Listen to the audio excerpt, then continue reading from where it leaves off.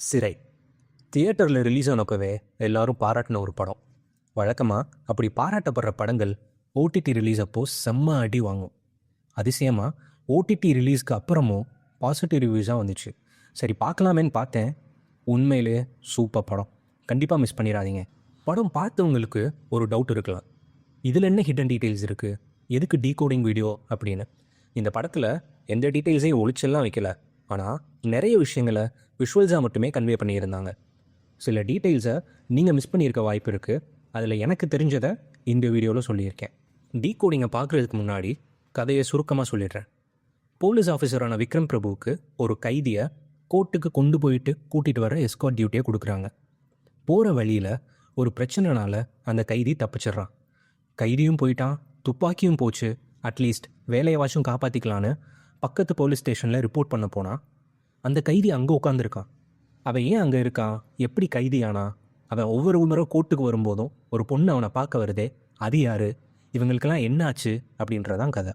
இந்த படத்தை ஒரு அறிமுக இயக்குனர் தான் இயக்கி இருக்காருன்னு சொன்னால் யாராலையுமே நம்ப முடியாது. ஃபர்ஸ்ட் சீன்லேயே அவ்வளோ நேர்த்தி. பப்ளிக் பிளேஸ், ஃபைட், நிறைய கேரக்டர்ஸ், கன்ஃபியூஷன்ஸ்னு இவ்வளோ இருந்தாலும் அதை சூப்பராக கேப்சர் பண்ணி ஹீரோவுக்கு மாஸ் மூமெண்ட் கொடுத்து படத்தோட 5வது நிமிஷத்துலேயே ஆடியன்ஸ் கிட்ட கிளாப்ஸும் வாங்கிடுறாரு. இவர் வெற்றிமாறன் அசிஸ்டண்ட்டுன்னு கேள்விப்பட்டேன். இன்னும் நிறையா நல்ல ஃபிலிம்ஸ் எடுக்க நம்ம சைடில் இருந்து விஷ் பண்ணிவிட்டு வீடியோவை ஸ்டார்ட் பண்ணுறேன். இந்த படத்தில் விக்ரம் பிரபுவை கடவுள் நம்பிக்கை இல்லாதவராக காமிச்சிருப்பாங்க. அவங்க அம்மா ஆர்த்தி கொடுக்குறப்ப கூட கண்டுக்க மாட்டார். அப்போது அவர் ஒய்ஃப் கிறிஸ்டியனாக இருந்தாலும் அவங்களே வணங்கலைனாலும் அவரை வணங்க சொல்லுவாங்க. அது அவர் கற்றுக் கொடுக்குற விஷயந்தான் படத்தோட லேட்டர் பார்ட்டில் அவர் அப்ளை பண்ணுவார். அது என்னன்றதை பின்னாடி பார்க்கலாம். இந்த படத்தில் நான் பெரிய பாசிட்டிவாக பார்க்குறது எந்த தேவையில்லாத காட்சியோ விளக்கமோ இருக்காது. உதாரணத்துக்கு விக்ரம் பிரபு நெத்தியில் ஒரு தழும்பு இருக்கும். போலீஸ் டிபார்ட்மெண்ட்டில் இருக்கனால ஏதாவது நடந்திருக்கும்னு நாமளே புரிஞ்சுக்கணும். அதே மாதிரி இவருக்கு லவ் ட்ராக், படத்தில் யூஸ் பண்ணுற police terms like passport, long எஸ்கார்ட்னு கதைக்கு தேவையில்லாத விஷயங்களை எக்ஸ்பிளைன் பண்ணுறேன்னு டைம் வேஸ்ட் பண்ணாதது பெரிய ப்ளஸ்.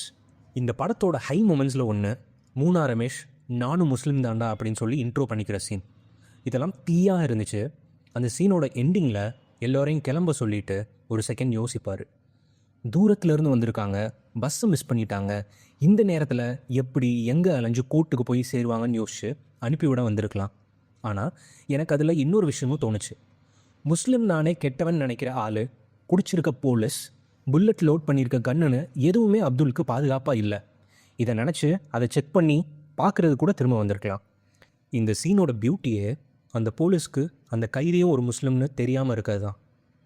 தெரிஞ்சிருந்தா அவர் முஸ்லீம் அப்படின்றதுனால தான் ஹெல்ப் பண்ணாருன்னு ஈஸியாக ப்ளேம் பண்ணியிருப்பாங்க. பட் அவரோட பேரையே அவர் லேட்டராக தான் கேட்டு தெரிஞ்சுப்பார். அந்த பேரான அப்துல் ரஹாப் அப்படின்றதுக்கு எக்ஸ்ப்ளனேஷன் அவர் கொடுக்குற டைலாகும் செம்மையாக இருந்துச்சு. கைதி, சார்பட்டா, இந்த மாதிரி படங்களில் வர சின்ன சின்ன கேரக்டர்ஸும் மனசில் பதிகிற மாதிரி இருக்கும்.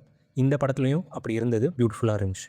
பெரும்பாலான படங்களில் காதல்னு வந்துட்டாலே ஒரு ஆண் தான் தைரியமாக பின்னாடி சுற்றுறது, வெளியே கூட்டு போகிறதுன்னு இருப்பான். ஆனால் இந்த படத்தில் நீங்கள் பார்த்தீங்க அப்படின்னா அப்துல் ஒரு தயக்கத்தோடையே இருக்கிறத பார்க்க முடியும். அதுக்கு அவன் முஸ்லீம்ன்றது மட்டும்தான் ஒரே ரீசன். சமூக நிலைமையை எந்த டைலாகுமே இல்லாமல் இவ்வளோ சூப்பராக சொல்லியிருந்தாங்க. இந்த படத்துலேயே பாப்புலரான ஃப்ரேம்னா அது இது தான். கோர்ட் வளாகத்துக்குள்ளே அப்துல் நமாஸ் பண்ணுறான், கலையரசி சாமி கும்பிடுறான். நம்ம முன்னாடியே பார்த்த மாதிரி விக்ரம் பிரபுவுக்கு கடவுள் நம்பிக்கையெல்லாம் கிடையாது. ஆனால் இவங்க நம்பிக்கையை மதித்து அலோவ் பண்ணுறாரு. அதுக்கான ஒரே ரீசன் அவர் ஒய்ஃப் கிட்ட இருந்து கற்றுக்கிட்ட அந்த வேல்யூ. இதில் நெருடலான விஷயமே, இங்கே நமாஸ் பண்ணக்கூடாதுன்னு சொல்கிற போலீஸ் கலையரசியை ஒன்றுமே சொல்ல மாட்டுறாரு. சொல்லப்போனால் கோர்ட் ப்ரெமிசஸ்குள்ளேயே கோவிலும் இருக்கும். ஆனால் இவன் பண்ணுறது மட்டும்தான் கிரிட்டிசைஸ் பண்ணுவாங்க. யாரும் கவனிக்காத இன்னொரு சீன் என்னென்னா, விக்ரம் பிரபு கலைக்கிட்ட நீ வேண்ட சாமி இவனை காப்பாற்றுமான்லாம் தெரியல, ஆனால் உள்ளே இருக்கிற நீதிபதி நினச்சா முடியும் அப்படின்னு சொல்லுவார். இதை ட்விட்டர் போராளி ஒருத்தர் முஸ்லீம் பையனை பார்த்து ஏன் இதையே சொல்லலை அப்படின்னு சொல்லி கேட்டிருந்தாரு. நம்ம போராளியோட நோக்கத்தை விட்டுருவோம். அந்த டைலாக்கான ரீசன் என்னன்னு பார்க்கலாம். தன்னோட அப்பாவே கொன்ன ஒருத்தனை ஒரு பொண்ணு இன்னும் ஏன் காதலிக்கிறேன் அப்படின்றத ஜட்ஜ் புரிஞ்சுக்கணும், அதை கலை உள்ளே போய் ஜட்ஜ் கிட்ட சொல்லணும் அப்படின்னு சொல்லி விக்ரம் பிரபு நினைப்பார். அதனால தான் அவகிட்ட பேசுவாரே தவிர வேறு எதையும் மீன் பண்ணல. சொல்லப்போனால் அடுத்த சீன்லேயே சந்தோஷத்தில் கோயிலுக்கு போவாங்க. அங்கே அப்துலுக்கு கலை திருநீரெல்லாம் பூசி விடுவா. அதெல்லாம் பார்க்காம போராளி தூங்கிட்டாருன்னு நினைக்கிறேன். இது படத்தோட கடைசி ஷாட். விக்ரம் பிரபு அவரோட ட்ரைனீஸ் கிட்ட முக்கியமான ஒரு விஷயம் சொல்லுவார். எனக்கு கிடைச்ச சின்ன அதிகாரத்தை வச்சு இந்த விஷயத்த பண்ணியிருக்கேன். நீங்களும் உங்கள் அதிகாரத்தை மிஸ்யூஸ் பண்ணாமல் நல்லது செய்யணும், செய்வீங்களா அப்படின்னு கேட்பாரு. அது புதுசாக போலீஸில் ஜாயின் பண்ணுற எல்லாரையும் பார்த்து கேட்குற மாதிரி இருந்துச்சு. படத்தில் எனக்கு பிடிச்ச ஷார்ட்ஸில் அதுவும் ஒன்று. படத்தில் நிறைய போலீஸ் ஆஃபீஸர்ஸ் வேறு வேறு ஷேடில் வருவாங்க. நல்லவரா, கெட்டவரா, அப்பாவியா, கண்டிப்பானவரான்னு. அதில் அதிகாரத்தை மிஸ்யூஸ் பண்ணுறவங்களுக்கு எக்ஸாம்பிளாக ஒரு கேரக்டர் வரும், பாண்டி. தான் போலீஸ்னு வம்பிழுத்து எல்லார்கிட்டையும் பிரச்சனை பண்ணுறதும் இல்லாமல் கூட இருக்கவங்களுக்கும் தொல்லையாக இருப்பார். நான் மேலே, மற்றவன் எனக்கு கீழே அப்படின்னு நினைக்கிற எல்லாரையுமே அசிங்கப்படுத்துறது மாதிரியான ஒரு கேரக்டர். இதை தாண்டி படத்தோட பாசிட்டிவ்ஸ்னு பார்த்தா, ஃபர்ஸ்ட் விக்ரம் பிரபு.